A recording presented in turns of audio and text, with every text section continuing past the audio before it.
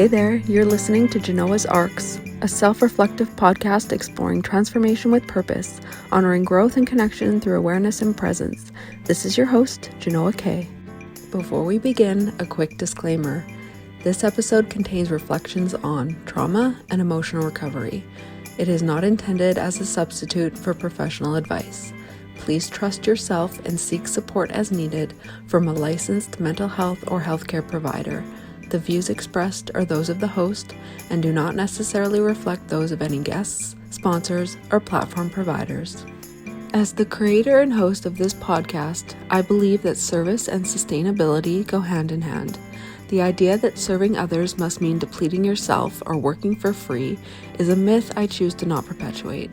While much of this content is freely available, you may hear sponsored messages or occasional requests for financial support, all of which help to keep this space alive and well. Some content may be offered through a paywall as a way to honor the time, energy, and skill it took to create them. If access to paid content is a barrier for you, please visit the show notes for more information.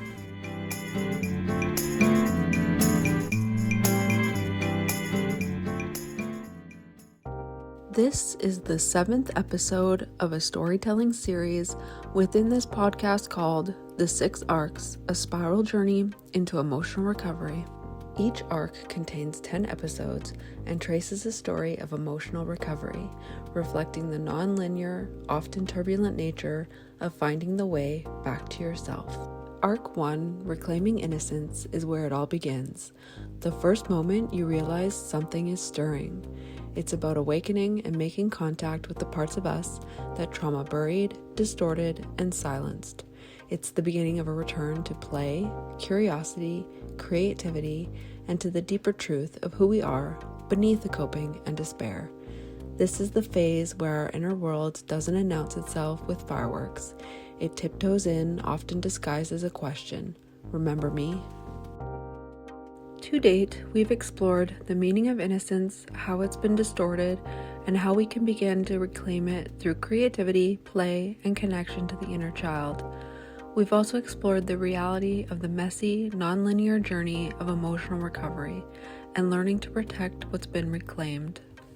In this episode, we're untangling something many trauma survivors know all too well, the way we learn to perform instead of simply exist. How we become who others need us to be just to feel safe, and how that survival skill eventually becomes a barrier to authenticity. Not on a stage, not in front of an audience, but in everyday life, at work, at home, in relationships, even in emotional recovery. Performance is what happens when you learn, often from a young age, that who you are isn't safe or good enough, but who you pretend to be might be.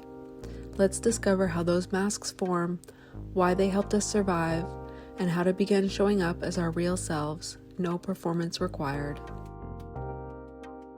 Part 1. How trauma can lead to performance as protection. For so many trauma survivors, especially those who experienced emotional neglect or abuse, performance becomes a way to stay safe. You learn to read the room, to anticipate needs, to shape-shift into what others expect of you, to stay agreeable, pleasing, or high-achieving, even if it costs you your authenticity. And it works until it doesn't. Because here's the truth. Performance protects, but it also disconnects. It disconnects you from your real emotions, from your body, from your truth, from your joy, and eventually it disconnects you from yourself entirely and from others. That disconnect can show up as exhaustion from always keeping it together, anxiety that you'll be found out, depression from feeling unseen, even in close relationships, or a sense of emptiness, like you're living someone else's life. Part 2.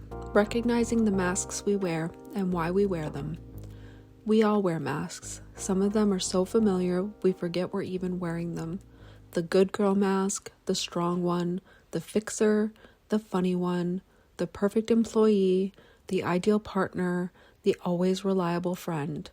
These roles may have helped you survive, but they can't help you thrive because they're built on what other people needed you to be, not on who you actually are.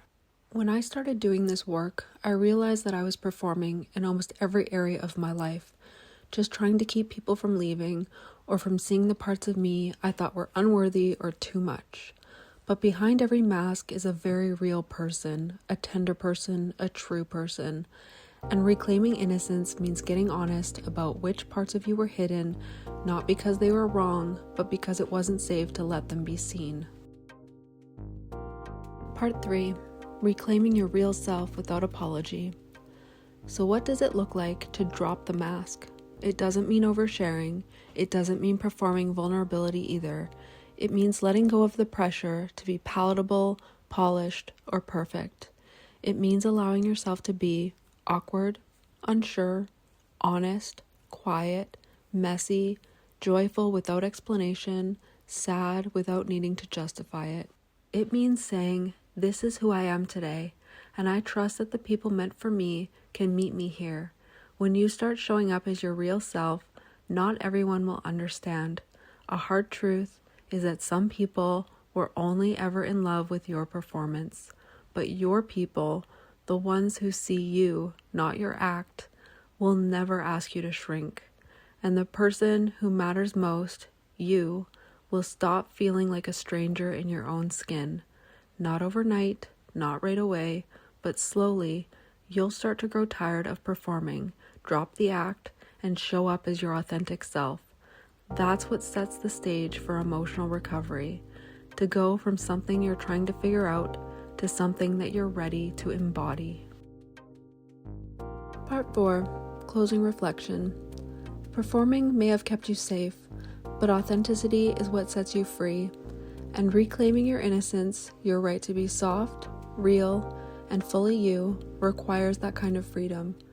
So if you're tired of pretending, if you're craving rest from the roles you've been stuck in, start by telling yourself the truth.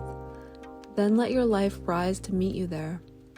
Thanks for being here with me. Mask off, heart open. I'm so glad you're here. If you've found value in today's episode and you'd like to support the ongoing creation of this space, you'll find ways to do so in the show notes. Support here is always optional, but also deeply appreciated. On the next episode, we'll explore how purpose begins to emerge from this place, not as a role you have to play, but as a path you get to walk, in alignment with who you really are.